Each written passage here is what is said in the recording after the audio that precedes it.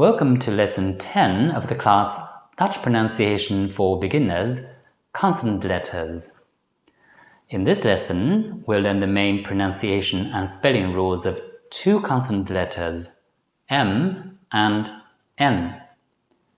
These letters are taught in the same lesson because they have certain similarities in pronunciation. Let's first look at the letter M.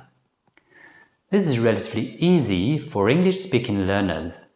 It's generally pronounced as m, which is the same as the consonant in the English words my or am.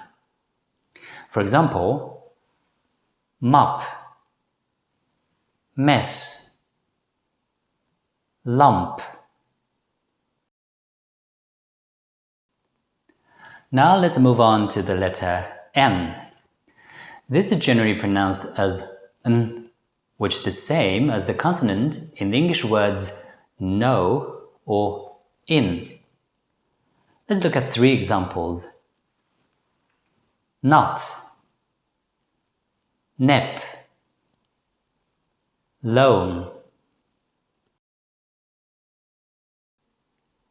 The letter N may appear together with the letter G to form a letter combination.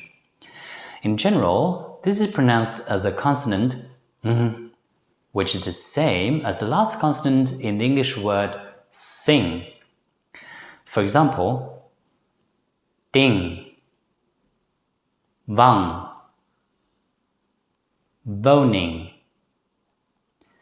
The letter combination NG often appears at the end of a word, but it's not always the case. When the letter combination NG is followed immediately by a vowel, it should normally still be pronounced as n. In such cases, the letter G should not be pronounced as G. Let's look at three examples. Jongen, mengen, vangen. The letter N may also appear together with the letter K to form a letter combination. In general, this is pronounced as nk, which is the same as in the English word ink. Let's look at the last three examples of this lesson. Bunk, dunk, blunk.